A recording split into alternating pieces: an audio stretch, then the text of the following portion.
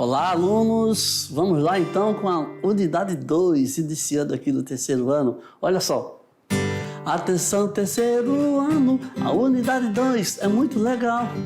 Agora mesmo iniciamos, fique esperto, fique em alto astral. Arte é tão legal, você vê diferente o que parece igual. Arte é tão legal, você vê diferente, você é genial, você é genial. E por isso nós vamos lá ver os tópicos da nossa unidade 2 aqui que estamos iniciando. Vamos lá? Vou colocar o violão aqui, na estantezinha dele, para a gente começar aí na boa, né, a nossa aula. Então, nós vamos ter aqui na unidade 2, parte 1, a invenção da imprensa. Depois vem a invenção da fotografia, a internet e a terceira geração modernista na literatura brasileira, tá bom? Então aqui, ó, tecnologia e outro tipo de leitura na literatura brasileira, ok? Então, tudo isso aí influi enormemente na arte, né? Surgem novas perspectivas, novos usos, né? Começamos então vendo a relação da arte com a tecnologia, onde a gente vê, antes de mais nada, a invenção da imprensa, né? A máquina de impressão de livros, né? O Gutenberg, né? Lá o alemão lá que chegou junto aí e facilitou a divulgação de conteúdos impressos, né? Então veio também aqui a seguir, concomitantemente talvez, a invenção da fotografia, onde o daguerreótipo, é uma palavrinha difícil de dizer, hein? É o primeiro, a primeira máquina capaz de fotografar, né? Então é por isso aí que tem o primeiro material fotográfico comercial emitido a partir dessa máquina aí, né? Então aí, anos e anos e anos depois, vem a internet, onde o que se cria no computador e publica na internet passa a ser considerado uma arte não tátil, uma arte que não se pode pegar. Então, aqui nós avançamos e vamos colocar para a sua reflexão, para que você pense direitinho e responda, uma enquete aqui. Qual, na sua opinião, qual a contribuição das tecnologias digitais na arte? As tecnologias digitais são aquelas que, porque você, para colocar informação no computador, você tem que digitar, então, tecnologias digitais, né? Qual a contribuição dessas tecnologias na arte? Então, pensa aí, porque no finalzinho você vai me dar uma resposta, hein?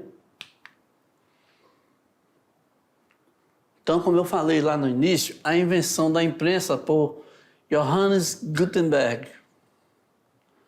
A invenção da máquina de impressão,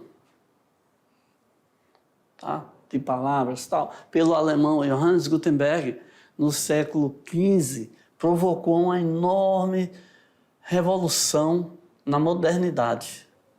Ou seja, o processo de aceleração na produção de livros, o imprimir livros, deixaram de ser práticas manuais para a produção em série mecanizada. Ou seja, houve uma aceleração do processo e uma maior condição de distribuição em larga escala dos livros, né? Então, as letras móveis criadas e produzidas em cobre, né?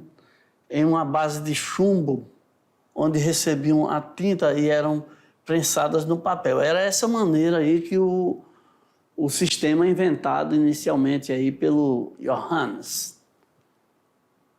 Então, seguindo aqui, nós temos que o Gutenberg, esse à direita aqui, ó, ele manuseia um panfleto impresso em tipos móveis. Ele está ali examinando se ficou tudo correto, né? Como é que está a qualidade das letras, da imagem, né? O que foi ali impresso.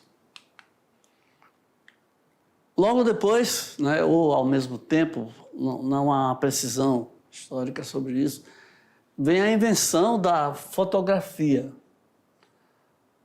E é o seguinte, o Joseph Nicéphore Niepce, né, ele inventou a primeira fotografia permanente, né, porque antigamente o pessoal até conseguia fazer a gravação, mas logo após sumia do papel, né? Então, ele chamou de Vista da Janela em Le Grasse. Isso foi na França em 1826. Então, teve um impacto enorme, né? As câmeras já existiam há séculos antes disso, mas tinham uma falha.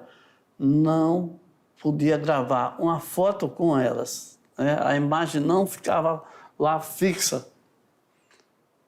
Ou seja, projetavam uma luz em uma superfície separada e era usada pelos artistas para criar pinturas realistas, mas não estritamente fotografias. Ok? Estamos aqui com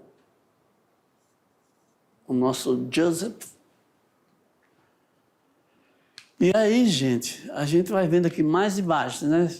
Onde lá na frente, né, já com um maior desenvolvimento, aperfeiçoamento, você tem aqui uma imagem do Paço Imperial, feita por Louis Comte em 1940, uma das primeiras realizadas no Brasil. Dom Pedro virou assim um grande entusiasta da fotografia, né? Quando ela chega no Brasil, ele trouxe para o Brasil em 1940, né?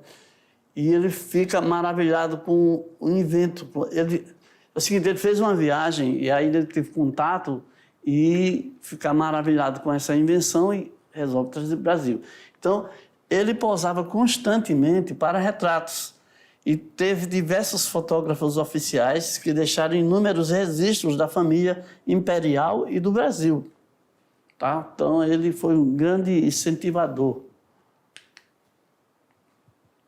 E o inventor, que essa máquina tem aquele nome por causa dele, é o Louis Daguerre, é o nome dele, é francês. Então, a máquina passou a levar o nome dele, né? O daguerreótipo. É o primeiro material fotográfico, a primeira máquina de fazer fotografias.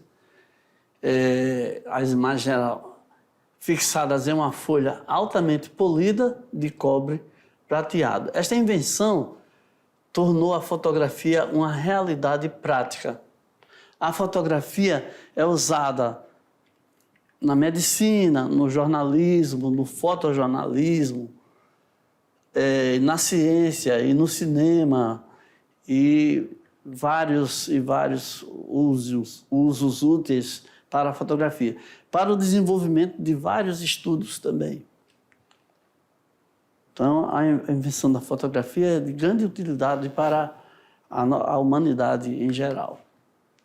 Então, agora vem a nossa parte aqui, né? A fotografia como arte. Muitos não consideram a fotografia como arte por ser facilmente produzida e reproduzida, mas a sua verdadeira alma está em interpretar a realidade e não apenas copiá-la. Porque dependendo de como você fotografa, o ângulo, o jeito, né? Uma pessoa pode ter assim, uma imagem até de ser um gigante, dependendo da maneira como ela é fotografada, né? Muitas vezes isso é usado intencionalmente. Então, uma primeira maneira de você ler a fotografia, tá? Basicamente, os sentimentos podem ser produzidos pela fotografia. como eu já falei, dependendo da maneira. Então, ver a foto, você vai identificar o seu motivo, vendo a foto, aquilo que foi fotografado. Você vai captando isso, você vai processando na sua mente objetivamente, né? Então, ler uma foto é lançar um olhar atento àquilo que a constitui como linguagem visual. Trata-se de identificar suas luzes, linhas e direções, suas escalas e volumes, eixos e sombras. São vários detalhes que a gente vai aí aprendendo através da fotografia, né? E a internet? A internet já é passos e passos e passos adiante, né? A internet surgiu em plena Guerra Fria, né? Foi uma guerra de informações, né? Uma guerra de estratégia entre as grandes potências mundiais. E ela foi criada com objetivos militares por conta dessas trocas um falou assim, criei o raio que vai derreter uma parte da Terra se for usado militarmente. O outro disse, não, nós agora vamos para a Lua. E aí foi, né? Então, o computador, essa guerra está até tendo uma revitalização agora com essas novas invenções aí de armas militares de grande escala que nós estamos vendo aí nos jornais, na internet, né? Então, o computador, munido de softwares gráficos e as fontes de informações existentes na internet contribuem para uma forma de criar arte sem grandes gastos materiais. O que se cria no computador e publica na internet é considerada uma arte não tátil, porque não é possível pegar. O artista não se suja de tinta. Ele cria lá as suas imagens, olha aqui, ó. Então, né? Apenas no ambiente visual está aí criado. E essa questão de software, os softwares são programas, né? São aplicativos que são usados para criar esses desenhos, modificar cores, etc, etc. Então, o que aconteceu com as artes ao longo de todas estas transformações tecnológicas? Então, é visível a influência e a troca produtiva entre a arte e a tecnologia. A cada advento tecnológico, as atividades artísticas se adaptaram, modificaram-se, surgindo novas atividades ligadas às artes. E aí surgem os designers gráficos, os fotógrafos, os web designers e tantos outros tipos de profissões artísticas. Aluno, olha só, a tecnologia ela sempre vai estar à disposição das inovações artísticas, né? das criações de novas formas de arte, né? Você também pode criar uma nova forma, você também pode desenvolver uma nova maneira e passar a chamar a atenção de milhões de pessoas ao disponibilizar nas plataformas digitais aí, na internet, nos rios, né? No seu Instagram, e aí vai. Por quê? As pessoas estão fazendo cada vez mais isso para chamar uma atenção positiva sobre sua produção, né? Então, eu estou aqui pulando várias e várias etapas, mas, na realidade, na verdade, o que está acontecendo na nossa atualidade é isso, né? Algumas pessoas apenas preferem colocar seus conteúdos, mas algumas outras pessoas, artistas principalmente, estão se aproveitando para divulgar a sua arte. Tá? Então, vamos voltar lá para a gente ver um pouquinho mais dessa noção aqui. E a nossa enquete, hein? Agora dá um pouquinho para a gente ter uma ideia de resposta, né? Qual a contribuição das tecnologias digitais na arte? Então, contribui para as novas atividades ligadas às artes, como designers, desenhistas gráficos, né? Pessoas que usam os programas para fazer os seus desenhos diferenciados, né? Fotógrafos também aprimoram as fotografias, fazem correções. E os web designers, que são aqueles desenhos das páginas de internet mesmo, dos sites, né? Nós já estamos acostumados com essa linguagem, né? Nós já sabemos do que se trata. Então, a máquina vem facilitar o trabalho e criar mais opções técnicas de produção. A utilidade do computador para criar arte é inquestionável. Realmente, os computadores são cada vez mais utilizados nessa direção aí, ok? Então, agora nós avançamos para aqui mais um pouquinho dessa grife aí, que é a arte e as profissões. Nós já vimos isso em outras aulas, né? Mas agora nós vamos ver relativo a fotografias, artes cênicas, ok? Então vamos lá. Na fotografia, possibilita dominar equipamentos como as câmeras, lentes e filmes, além de conhecer e aplicar as técnicas de iluminação, enquadramento, tratamento e edição de imagens. Tudo isso em comparação de softwares, né? De pequenos aplicativos, de programas que ajudam a manusear os elementos da fotografia, né? A lente, uma boa lente, ela pode melhorar muito a visibilidade do objeto fotografado, né? E os filmes, a fotografia em movimento, né? Numa velocidade tal que o olho humano não consegue conceber como imagem parada.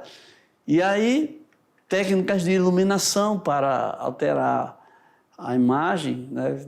Dar um detalhamento maior, o enquadramento também, tudo isso são tópicos, são temas que podem ser estudados, desenvolvidos para que você domine um pouco mais a sua arte, a sua fotografia.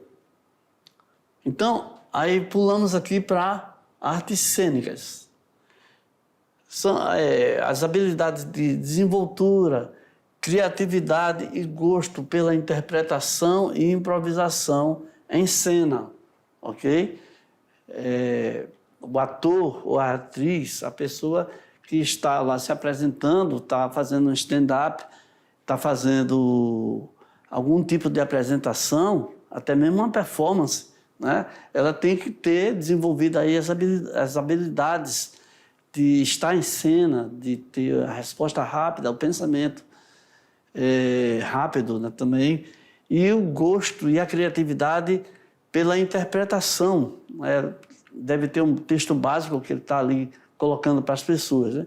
E nas situações inusitadas aí improvisar e resolver o que for preciso resolver. A graduação tem 4 anos de duração com aulas teóricas, dramaturgia, expressão corporal, técnica vocal e técnica de interpretação. E aí agora nós chegamos aqui a outra vertente aqui, né? A questão de conservação e restauro, ou seja, reconstitui diferentes obras de arte e a conservação de trabalhos artísticos. O profissional pode atuar em museus, universidades, órgãos públicos e ateliês de arte. E nas artes plásticas, de uma forma geral, forma profissionais com habilidades para criar obras a partir de diferentes elementos e materiais. O artista plástico deve ser criativo, ter sensibilidade e acompanhar as novas tendências do mercado, como o uso das novas tecnologias na produção de peças. O profissional de arte plástica, com o uso de computação gráfica, de computadores, ele pode simplesmente fazer uma simulação do que ele vai apresentar, né, com cenários, e aí depois ele ir para a prática com o que foi elaborado. E também pode acontecer o contrário, né? Ele pode simplesmente fazer uma gravação e os outros elementos serem alterados depois. Então vamos ver aqui um pouquinho mais sobre as conexões com a arte, né? A terceira geração modernista na literatura brasileira. Então vamos ver aqui. A literatura também é considerada uma arte, né? Então o João Guimarães Rosa foi um dos maiores poetas do Brasil e suas obras são ambientadas no sertão. Destacam-se entre suas obras Sagarana, Corpo de Baile, né? Sagarana em 1946, Corpo de Baile em 1956, Grande Sertão Veredas em 1956 e Primeiras Histórias em 62. Alguns desses livros, né, algumas dessas obras foram até vertidas para novelas de televisão, né? Foram filmadas com atores, foram transformadas, adaptadas para a televisão. Isso já aconteceu e por isso nós já temos algum conhecimento desses textos aí, né? E se você não leu ainda, procure ler, que você vai ter muito... No livro, né, na obra, você tem muito mais detalhe do que nos filmes. Alguma coisa se perde. Ganha-se uma coisa, perde-se outra, né? Aí vem Clarice Lispector, que se destacou na prosa e na poesia, com um caráter lírico e intimista. Aí obras Perto do Coração Selvagem, A Cidade Sitiada, A Paixão segundo GH e A Hora da Estrela, tá? Ela viveu até 1977, né? Perto do Coração Selvagem é uma obra de 1947. A Cidade Sitiada, de 1949. A Paixão segundo GH, em 1964. A Hora da Estrela, acho que foi sua última obra, né?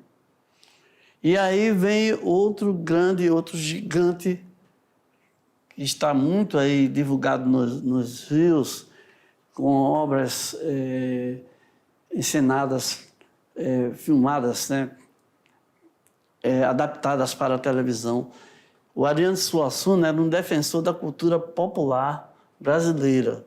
Escreveu vários romances, peças de teatro e poesia, das quais se destacam Os Homens de Barro, de 1949, O Ato de João da Cruz, em 1950, O Rico Avarento e, famosíssima, O Alto da Compadecida, em 1955.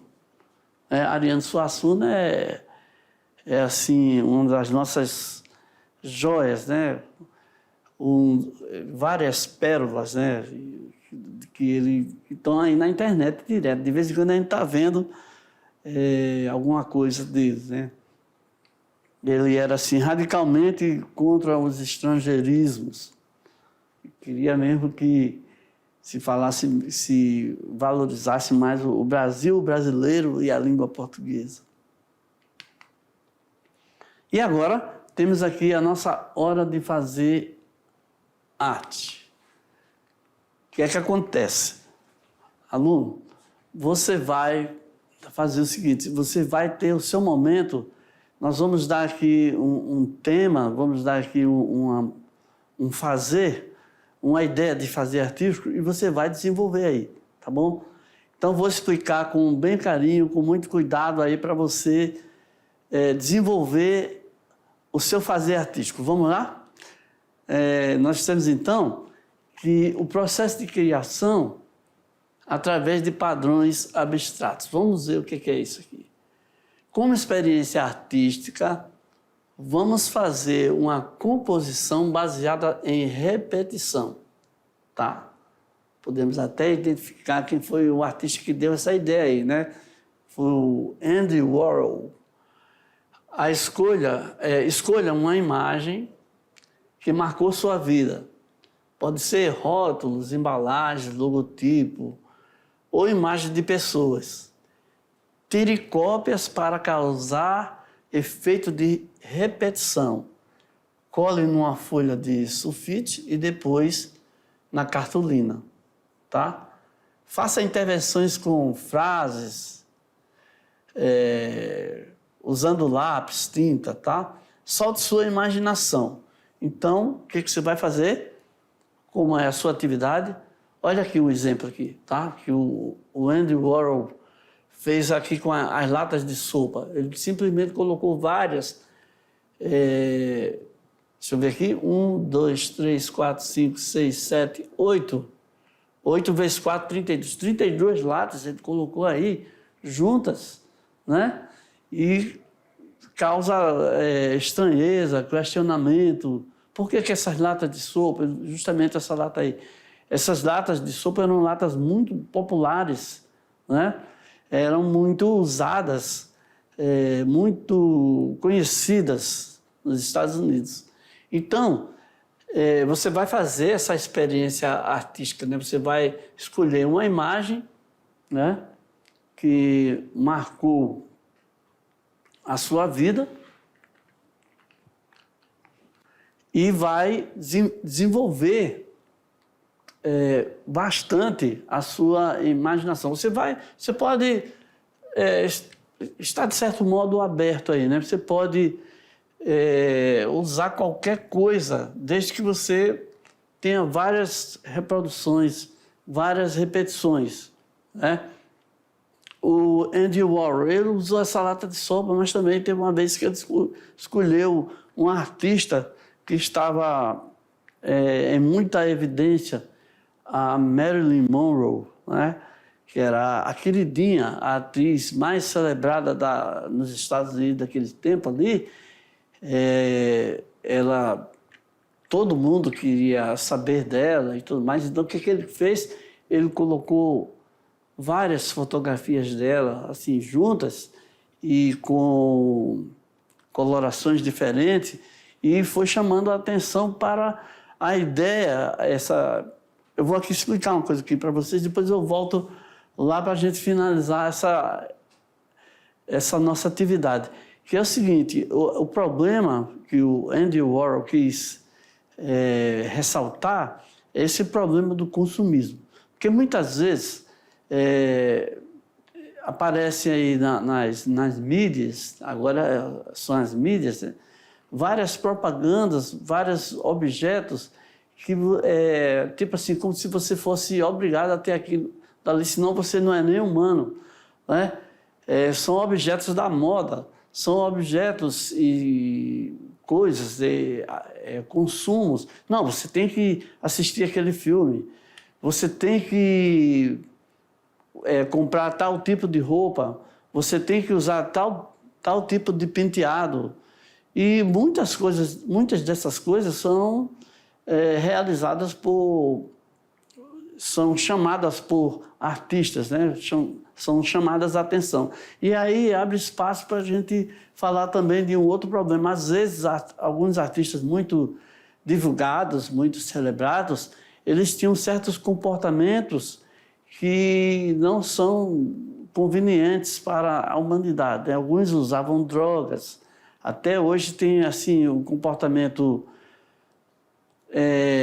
você imagina que alguns artistas chegavam a cuspir no público, ou várias atitudes horríveis, né? Alguns deles, de algum modo, chegavam se cortando nos shows. E isso aí levava as pessoas a quererem ter um comportamento igual, um comportamento violento. Por isso que a importância do artista, né, como uma pessoa que é imitada, é muito grande.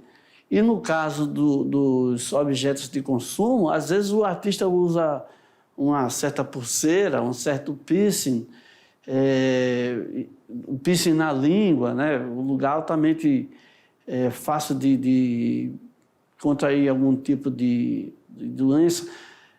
Não que eu esteja falando contra ou a favor, nada disso. Eu só estou colocando aqui os fatos de como esse consumismo desenfreado ele é questionável, né? Você não vai imitar não vai imitar qualquer tipo de arte ou qualquer tipo de comportamento, né? Nem sempre o que está ali sendo divulgado mostrando somente o lado bom, né, é válido. Às vezes tem muito essa questão aí de você ver aí TVs, né, sendo colocadas à venda com chamativo. A TV tem a tecnologia tal, não sei o quê e tudo mais, né? Eu não sei o quê.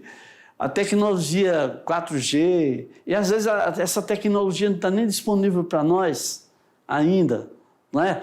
Então, tudo isso você tem que estar alerta para não ir assim em qualquer argumentação. Então, todo esse questionamento que eu estou falando aqui foi o levantado já naquele tempo pelo Andrew Warhol. Era isso que ele queria ressaltar quando ele começou a fazer, assim, chamar a atenção, uma provocação, usando esse tipo de colagem de várias fotografias juntas, várias latas de sopa, a sopa da moda, né, que todo mundo estava consumindo mais, propaganda direta na televisão, em outdoor. Nos Estados Unidos tem muito assim, painéis elétricos, né, onde tem as figuras, não só outdoor, como também aqueles painéis ilustrativos com luzes e tudo mais, ficam piscando aí, gigantescos, nas ruas, nos prédios. E ali eles veiculam o quê? Simplesmente muita propaganda, até porque, mesmo que ele passe uma coisa diferenciada, assim, mas quem está pagando aquilo ali são as grandes empresas. E por isso sempre aparece a logomarca, sempre aparece algum tipo de chamativo para que você embarque nessa visão aí. Então, é muito importante a reflexão do artista, né? O que ele quer provocar nas pessoas. É muito importante trabalhos como esse do Andy Warhol para provocar em todos nós essa outra visão, para você se questionar, para você não ir assim, de qualquer modo, embarcando de primeira. Então, o que você vai fazer no seu trabalho é exatamente uma leitura desse tipo. Você pode simplesmente falar de coisas que foram agradáveis na sua vida, e aí você está ressaltando coisas positivas, como você pode também mostrar algo que não foi tão legal assim, né? Alguma situação de abandono, algum momento de tristeza, mas você vai colocar e vai fazer, usando a técnica do Andy, de repetições, né? Você vai se utilizar dessa linguagem aí para desenvolver melhor o seu trabalho. Vamos lá de novo na tela, para eu fechar um pouco esse nosso trabalho aqui, né?